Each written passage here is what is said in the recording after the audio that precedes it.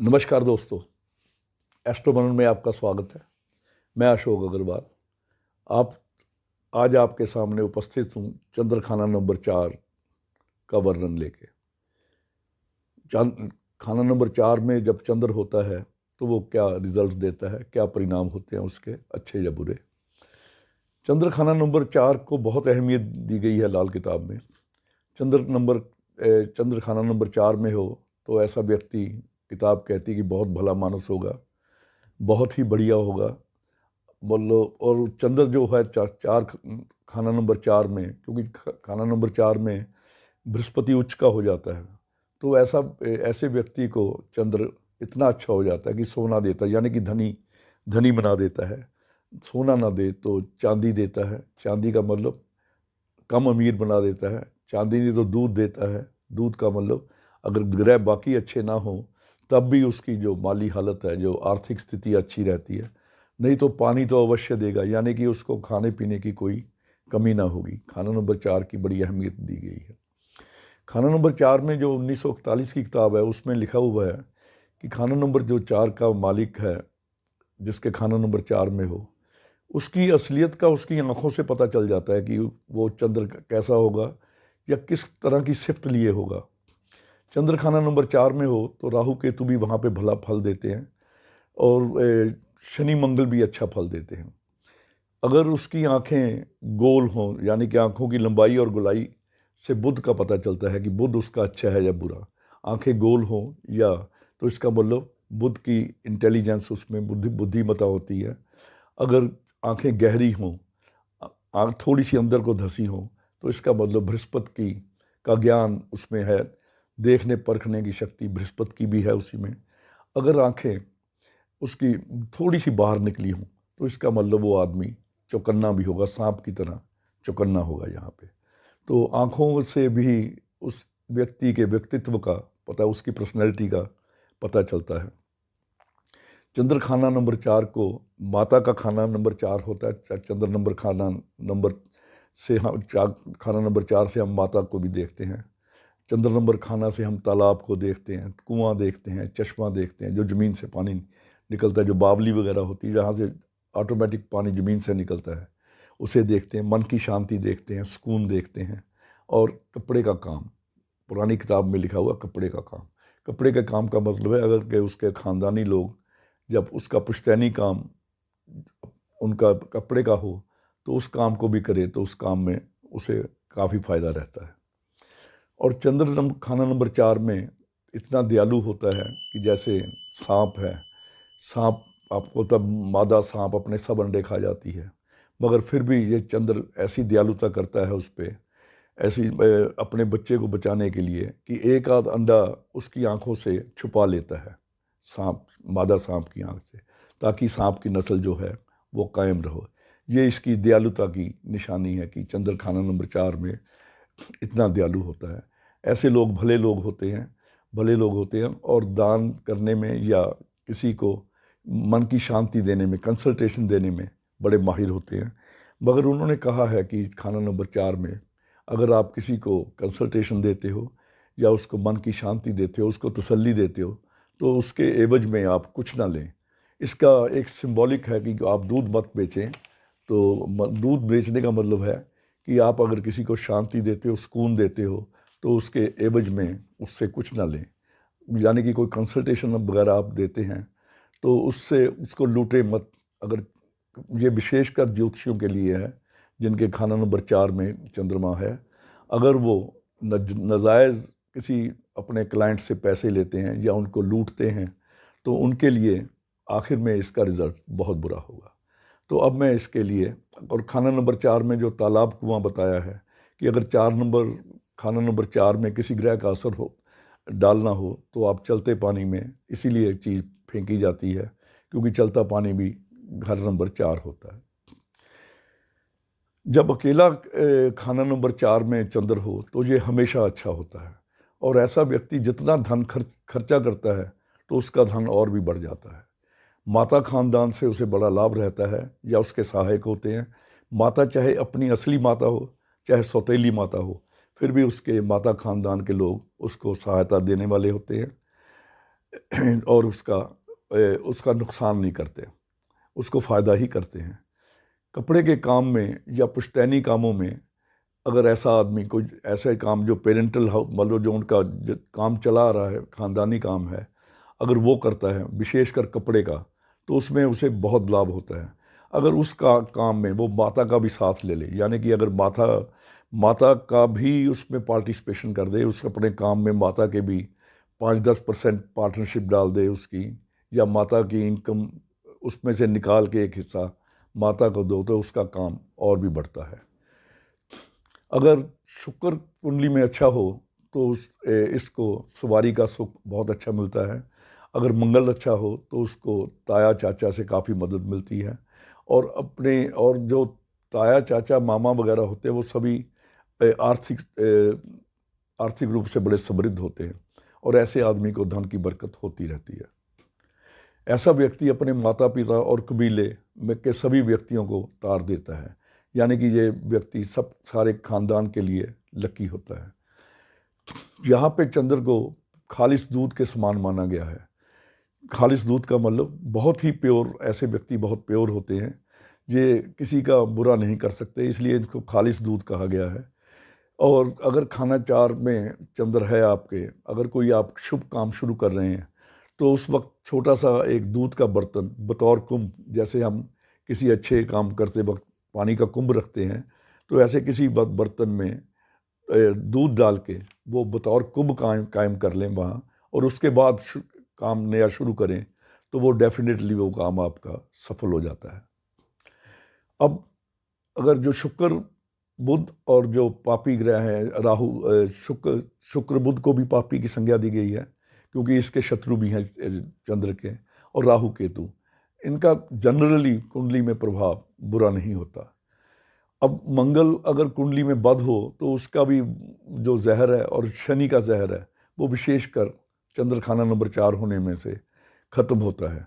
अगर सारे पापी ग्रह कुंडली में अगर बुरी जगह पे भी बैठे हों तो फिर भी वो बुरा असर नहीं करते। अगर अच्छा असर ना कर पाएँ तो बुरा असर बिल्कुल नहीं करेंगे, चाहे कि वो खाना नंबर 2 और 8 में भी पापी ग्रह आ जाएं, खाना नंबर 2 और 8 में, तब भी वो बुरा फल नहीं करेंगे। बल्कि एक खाना नंबर 1, 4, 7, 10 जैसे बम मुट्ठी के खाने कहते हैं, उनके भी हालात अच्छे, उन घरों में जो भी ग्रह बैठे होंगे, चंद्र खाना नंबर 4 में हो और कोई भी ग्रह 1, 4, 7, 10 में बैठा हो, तो वो सभी ग्रह बहुत अच्छा फल देने वाले होंगे। ना ऐसे व्यक्ति की आयु लंबी होती है, ना तो आयु कभी खराब होगी, ना बुढ़ापा मंदा होगा। अगर जन्म शुक्ल पक्ष का हो, ऐसे व्यक्ति का जन्म अगर शुक्ल पक्ष का हो, तो उसका बुढ़ापा बहुत उत्तम जाता है। और अगर कृष्ण पक्ष का हो तो जवानी के दिन उसके बहुत बढ़िया निकलते हैं, बुढ़ापे की कह नहीं सकते। अगर शुक्ल पक्ष का जन्म हो तो उसका बुढ़ापा अच्छा, अगर कृष्ण पक्ष का हो तो जवानी अच्छी, मगर अच्छा फल चंद्र अपना देता ही देता है। ख़ानदानी काम, जैसे मैंने पहले भी कहा, जो ख़ानदानी काम होते हैं वो इसको पूरा अच्छा फल देते हैं। अगर खाना नंबर 6 में बृहस्पति हो, तो अगर ऐसे व्यक्ति के पास कोई चंद्र खाना नंबर 4 वाले के पास कोई अपनी अमानत रख जाए, तो अमूमन वो आदमी अपनी अमानत वापस लेने ही नहीं आता। ऐसे 2 केस मेरे पास आए हैं। वो जो इंटरेस्ट का काम करते थे, ब्याज का काम करते थे, यानी कि आपका पैसा ब्याज पे चढ़ाते थे, उनके पास 1-2 व्यक्ति आए कि हमारा पैसा आप ब्याज पे चढ़ा दो, हमारे घर वालों को ना पता चले, मेरी इनकम हो जाएगी।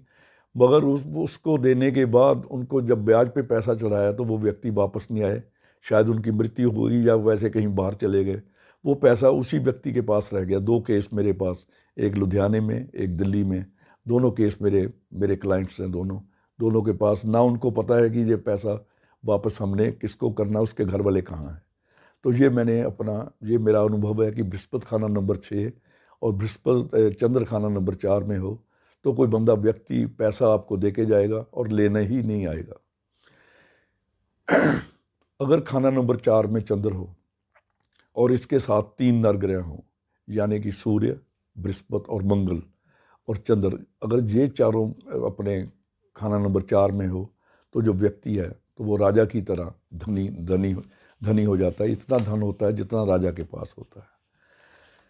खाना नंबर शनि में, शनि अगर 9-10 में हो, खाना नंबर 4 में चंद्र हो और खाना नंबर 9 और 10 में शनि हो, तो ये ऐसा बहुत भला आदमी और ख़ानदानी आदमी होता है। ख़ानदानी आदमी मतलब ट्रेडिशनल वैल्यू को मानने वाला होता है, ख़ानदानी परंपराओं का पालन करने वाला होता है। चंद्र खाना नंबर 4 और शुक्र खाना नंबर 10 में हो तो माँ और बहू का बेटी जैसा प्यार होता है। माँ और बहू यानी कि सास बहू में झगड़ा नहीं होता और दोनों का उत्तम रिजल्ट, सवारी सुख और पैसे की तंगी बिल्कुल नहीं रहती। पैसे का आवागमन भी रहता है, सवारी सुख भी रहता है अगर शुक्र खाना नंबर 10 में हो। चंद्र खाना नंबर 4, बुध खाना नंबर 10 में हो तो ऐसे व्यक्तियों को समुद्र पार से के यात्रा के बड़े अच्छे नतीजे मिलते हैं। विशेषकर ऐसे व्यक्ति अगर एक्सपोर्ट करें जिनका चंद्र खाना नंबर 4 में है और बुध खाना नंबर 10 में है, तो समुद्री तिजारत यानी कि समुद्र पार से अगर वो तिजारत मतलब व्यापार करते हैं तो उनको विशेष लाभ रहता है। और व्यापार कोई भी व्यापार करें तो उसके उत्तम नतीजे होते हैं। चंद्र खाना नंबर 4 और राहु खाना नंबर 10 में हो तो ऐसे व्यक्ति को कई बार सर पे चोट लगती है, क्योंकि चंद्र राहु जब आमने सामने होता है तो राहु बुध पे हमला करता है, यानी कि बुध खराब हो जाता है, बुध खोपड़ी, सर फट जाता है। तो इस चीज़ का विशेष ध्यान करना चाहिए। अगर चंद्र आपके 4 है, राहु 10 में है, तो अगर आप वाहन वगैरह चलाते हैं तो सावधानी से चलाएं। अगर 2 व्हीलर चलाते हैं तो हमेशा हेलमेट वगैरह पहन के रखें, ये इसके लिए विशेष सावधानी बताई गई। चंद्र खाना नंबर 4 में हो और मंगल खाना नंबर 10 में हो तो सरकार से फ़ायदा उठाने वाले लोग होते हैं। अगर ठेकेदार हों या सरकारी कामों में या लेजन का काम करते हों, जो सरकार से लोगों का काम करवाते हैं, उनको इसका विशेष लाभ होता है और धन लाभ के उनके जो धन का लाभ होता है वो उनको अक्सर मिलता है। चंद्र खाना नंबर 4 और बृहस्पति खाना नंबर 10, ये बहुत बुरी पोजीशन है। इसमें चंद्र में अगर कोई बुरी पोजीशन है तो वो चंद्र खाना नंबर 4 और अगर खाना नंबर 10 पे बृहस्पति आ जाए तो इसे एक लाइन में अगर कहा जाए तो नेकी कर जूते खा। जितने बंदा नेकी के काम करेगा, यानी कि किसी फ़कीर को रोटी दी उसको पेट भरने के लिए, वो चिल्लाने लग गया कि मुझे इसने जहर दे दी और उसे वो पुलिस पकड़ के लेगी कि तुमने इस बंदे को जहर दिया, यानी कि नेकी कर जूते खा। चंद्र खाना नंबर 4 और बृहस्पति नंबर 10 में हो तो इस प्रकार के नेकी करने पे बुरे इल्ज़ाम लगते हैं। और इसकी काट क्या है, अगर इसका बुरा असर दूर करने के लिए अगर दादा और पोता या अपने दोहते के साथ या अपने भांजे के साथ यानी कि केतु के साथ या घर के कुत्ते के साथ ही अगर मंदिर में आदमी जाके मंदिर कुत्ते को साथ ले जाए, भांजे भतीजे को ले जाए, बेटे को ले जाए या बाबा पोता एक साथ मंदिर में चले जाएं तो इसमें बृहस्पति नंबर 10 की जहर उतर जाती है। चंद्र खाना नंबर 4, सूर्य नंबर 5 और बृहस्पति खाना नंबर 2 में हो, 2 या 9 में हो, बृहस्पति खाना नंबर 2 या 9, सूर्य खाना नंबर 5 और सूर्य चंद्र खाना नंबर 4 में हो तो बड़ा भारी राजयोग होता है। ऐसा व्यक्ति राजाओं का राजा, यानी कि अपनी सोसाइटी में, अपनी कम्युनिटी में सबसे बेहतरीन आदमी होता है, आर्थिक स्थिति में भी और मान सम्मान में भी। तो ये था खाना नंबर 4 के कुछ रिजल्ट्स। और इसका सबसे बढ़िया उपाय ये है, अगर आपके खाना नंबर 4 में चंद्र है, क्योंकि चंद्र खाना नंबर 4 में हो तो यहाँ राहु केतु भी इसमें सम्मिलित माने जाते हैं। अगर शुक्ल पक्ष का हो तो राहु केतु यहाँ कुछ नहीं करते। अगर कृष्ण पक्ष का जन्म हो तो राहु केतु की कुछ ना कुछ पार्टिसिपेशन यहाँ मानी जाती है, जो कि कभी ना कभी तंग कर सकती है।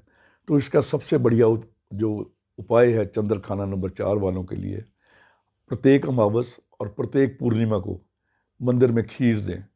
खीर ना दे बनाकर खीर दें, खीर ना दे सकें तो खीर में इस्तेमाल होने वाला सामान, दूध, चावल और चीनी, अगर प्रत्येक अमावस और प्रत्येक पूर्णिमा को मंदिर में देते हैं तो चंद्र खाना नंबर 4 का हमेशा ही शुभ फल देगा। शुभ फल तो देता ही है और भी शुभ फल देने लग जाएगा। आज बस इतना ही। कल किसी नए वीडियो के साथ आपके सामने फिर उपस्थित होऊंगा। तब तक के लिए इजाज़त। नमस्कार।